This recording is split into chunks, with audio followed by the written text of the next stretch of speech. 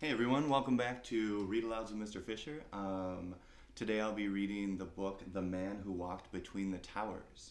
It's by Mordicai Gerstein, and it won the Caldecott Medal for 2003, which means it was voted the best illustrations of the entire year of all the books that were published.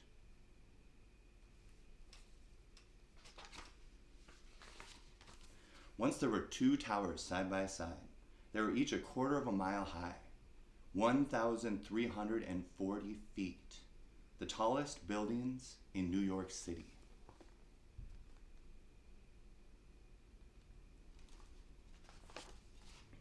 A young man saw them rise into the sky. He was a street performer. He rode a unicycle, he juggled balls and fiery torches. But most of all, he loved to walk and dance on a rope he tied between two trees.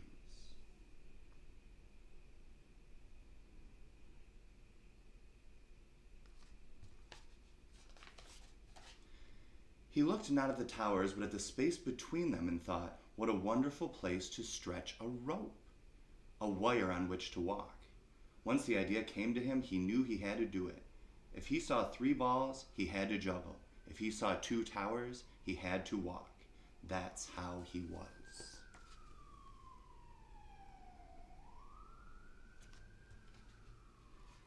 Hadn't he danced on a wire between the steeples of Notre Dame Cathedral above his mazed home city, Paris? Why not here, between these two towers?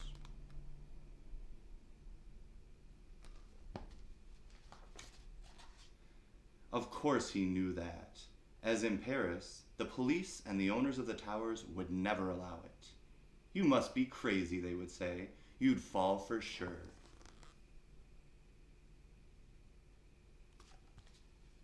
And so Felipe, that was the young man's name, began to plan to do it secretly. The buildings are not quite finished, he thought. Maybe if I dressed as a construction worker.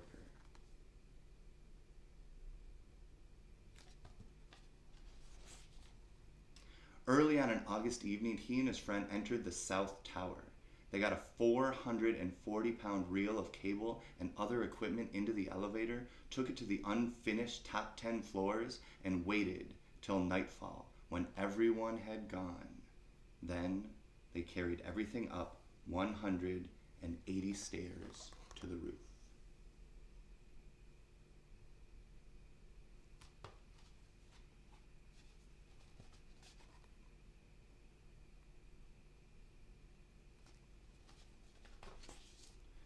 At midnight, on the other tower's roof, two more friends tied a thin, strong line to an arrow and shot it across to Felipe, 140 feet away.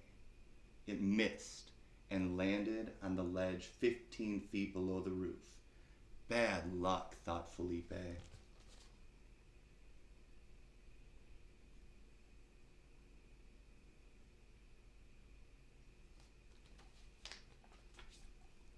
He crawled down the ledge over the sparkling city and got the arrow.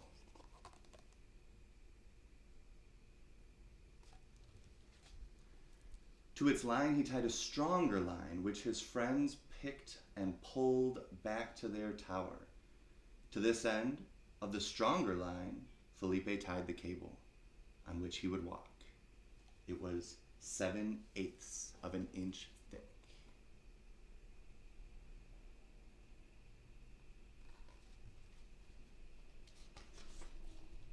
His friends pulled the cable over to their tower, but it was so heavy that it slipped from Felipe's grip.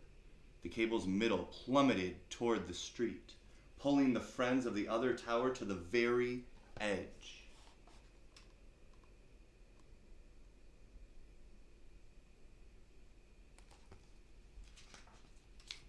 It took 3 hours to pull the cable back up. Frantically, as the stars faded, they tightened it between the towers. It was past dawn before they were ready.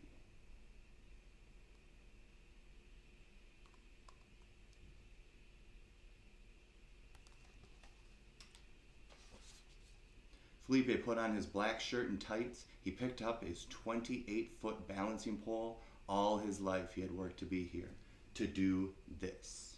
As the rising sun lit up the towers, he stepped out onto the wire.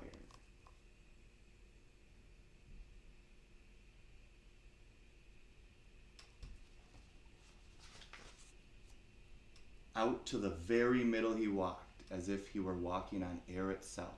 Many winds whirled up from between the towers, and he swayed with them. He could feel the towers breathing. He was not afraid. He felt alone and happy and absolutely free.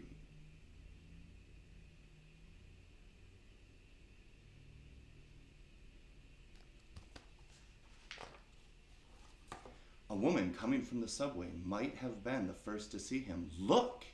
Someone is walking on wires beneath the towers. Everyone stopped and looked up. They gasped and stared. It was astonishing. It was terrifying and beautiful. A whole quarter of a mile up in the sky, someone was dancing. Police saw it too.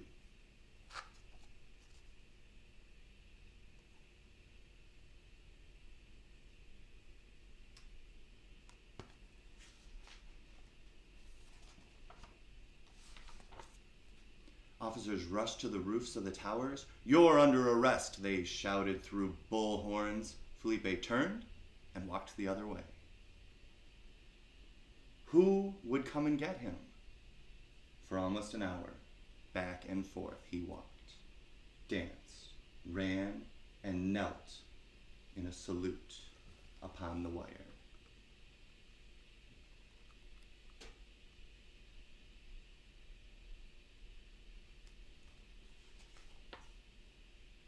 He even lay down to rest. The city and harbor spread beneath him. The sky surrounded him. Seagulls flew under and over. As long as he stayed on the wire, he was free.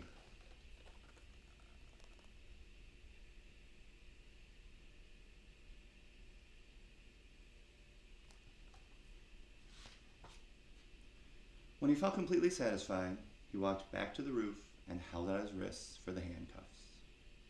They brought him to court. The judge sentenced him to perform in the park to the children of the city.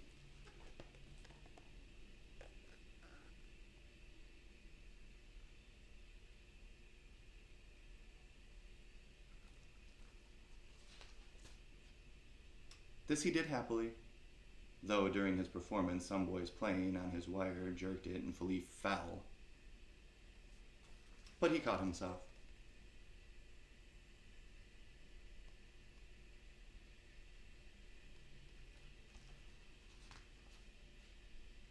Now the towers are gone.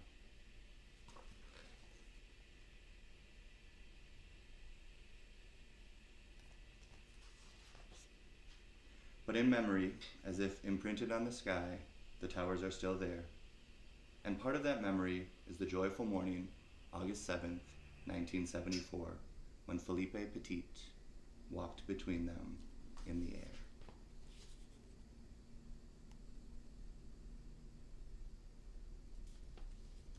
I hope you enjoyed the story, and if you are wondering about why those towers are no longer there, you can ask your parents, and they can tell you where they were and what they were doing when that day was happening. Thank you.